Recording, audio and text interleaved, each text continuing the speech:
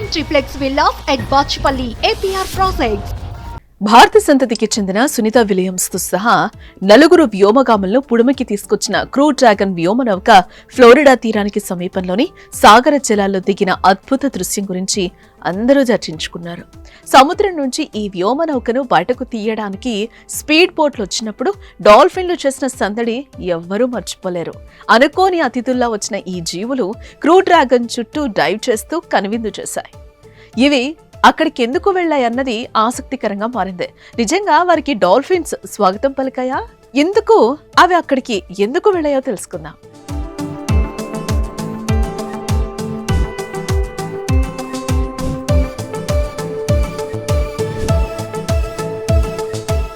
Space లో చిక్కుకొని 9 నెలల తర్వాత భూమిపైకి తిరిగొచ్చిన సునీత విలియమ్స్ విల్మోర్ కు డాల్ఫిన్లు స్వాగతం పలికిన వీడియో సోషల్ మీడియాలో తెగ చక్కర్లు కొట్టింది. అయితే ఇందుకు నిజంగానే వారికి డాల్ఫిన్లు స్వాగతం పలికాయా?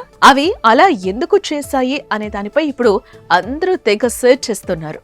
సముద్రంలో జీవించే అతిపెద్ద జీవుల్లో డాల్ఫిన్లు ఒకటి. డాల్ఫిన్లు తెలివైనవే కావు, వాటి సంతోషం కుతూహలం చాలా ఎక్కువ. అందుకే సముద్రంలో నౌకలు కనిపించగానే వాటి వద్దకొచ్చి సందడి చేస్తూ ఉంటాయి. నౌకల వద్దకు వచ్చి గెంతుతూ వాటి సంతోషాన్ని వ్యక్తం చేస్తూ ఉంటాయి. కొన్ని సార్లు నౌకలతో పోటీ పడుతున్నట్లుగా వాటి ముందు భాగంలోకి దూసుకెళ్తూ ఉంటాయి. అయితే డాల్ఫిన్లు క్రూ డ్రాగన్ వ్యోమనౌక వద్దకు రావడానికి ఇదే ప్రధాన కారణం.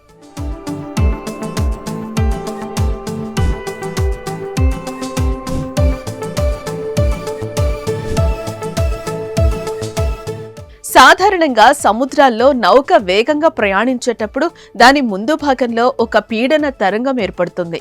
దీన్ని బౌ వేవ్ అంటారు. చాలా సందర్భాల్లో డాల్ఫిన్లు ఆ తరంగం వెంబడి వెళ్లడాన్ని చాలా ఇష్టపడుతూ ఉంటాయట. ఆ బౌ వేవ్ లో ప్రయాణం అలలపై చేసే సర్ఫింగ్ లా ఉంటుంది. దాని వెంట వెళితే పెద్దగా శ్రమ లేకుండానే ఎక్కువ దూరం ప్రయాణించవచ్చు. అందుకే డాల్ఫిన్లు ఈ తరంగం వెంబడి పయనిస్తూ ఉంటాయని సముద్ర జీవశాస్త్రవేత్తలు చెప్తున్న మాట. ఇక ఈ ప్రయాణంలో డాల్ఫిన్లకు బోరెడు వినోదం, ఉల్లాసాన్ని పంచుతుందంట. అందువల్ల ఇవి గుంపులుగా ఈ విన్యాసంలో పాల్గొంటాయి. అయితే పీడన కెరటంలో అనువైన ప్రదేశం కోసం వాటి మధ్య ఒకంత తోపులాట కూడా జరుగుతుందని జీవశాస్త్రవేత్తలు చెప్తున్నారు.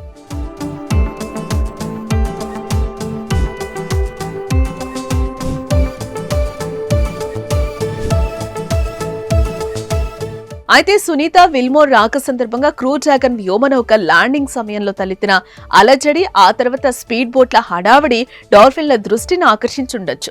వాటి వెంట సునాయాస ప్రయాణం చేసే ఉద్దేశంతో ఈ జీవులు అక్కడికొచ్చుండొచ్చు.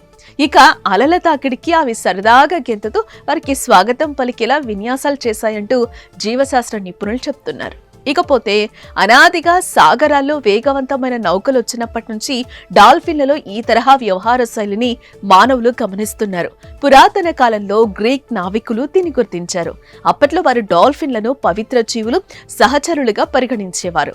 పొసైడాన్కు సంబంధించిన దూతలుగా, అదృష్ట దేవతలుగా, రక్షకులుగా వాటిని కొల్చేవారు. కల్లోల సాగరంలో తమ నౌకను సురక్షితంగా దాటవేయడానికే అవి వచ్చాయని భావించేవారట.